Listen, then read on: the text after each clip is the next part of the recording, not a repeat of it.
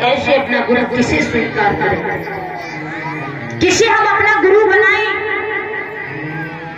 तो महाराज सप्तऋषियों ने बताया कि आप महाराज जनक जी को अपना गुरु बनाओ।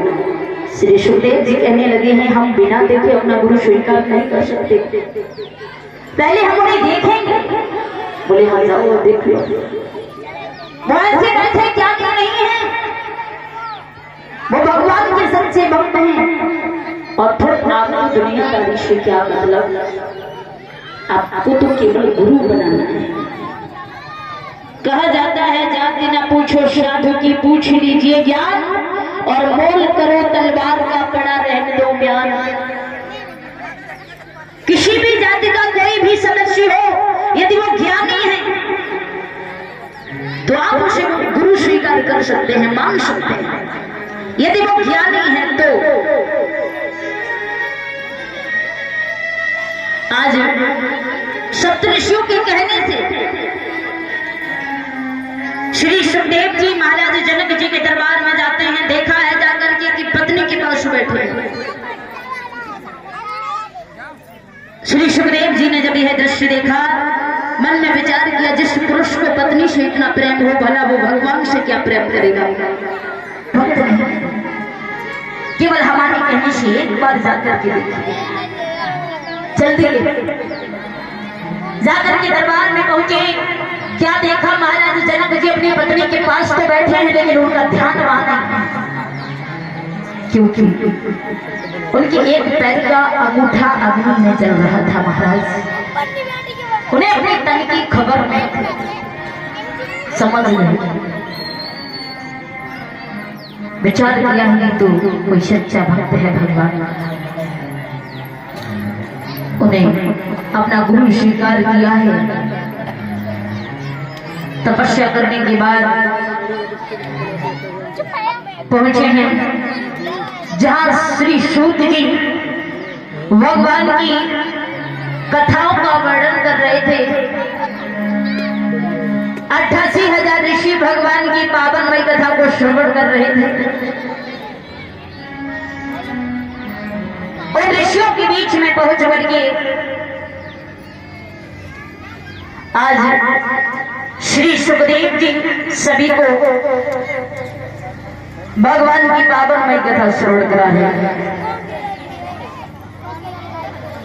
इस प्रकार श्री सुखदेव जी का जन्म हुआ है।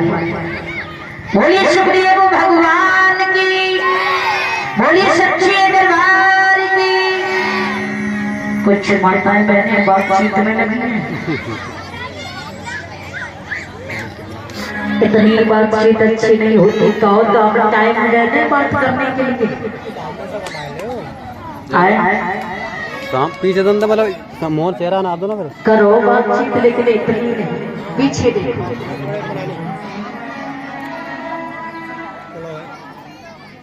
अच्छा कौन सी बातें करती हो? तुम्हारे पति क्या करते हैं?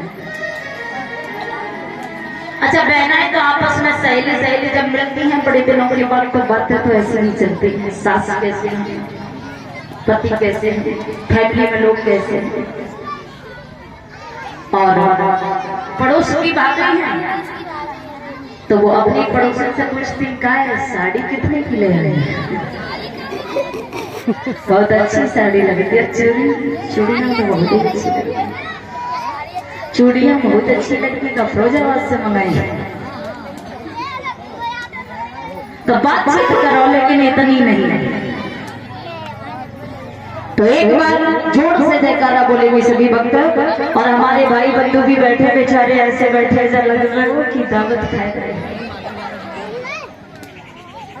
ऊंचे ऊंचे आके खाओ, एक बार जोर से बोलेंगे सभी भक्त, बोले शंकर भगवान की। भाइयों की आवाज नहीं आई है,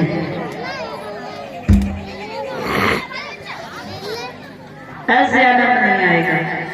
और आप बैठे हो भैया, आपके लिए स्पेशल में कोई कार्ड भेजेंगे। एक बार ऊंचे ऊंचे हाथ उठा करके जोर से बोलेंगे सभी भक्त, बोलिए रामचंद्र भगवान की जय हो। इसी तरह से बोला करो। तो महाराज इस पृथ्वी पर घोर अत्याचार घोर पाप हो रहे हैं, हाँ चल रहा है। क्या ये पाप कम नहीं होंगे? पहले बना रहा हूँ ये।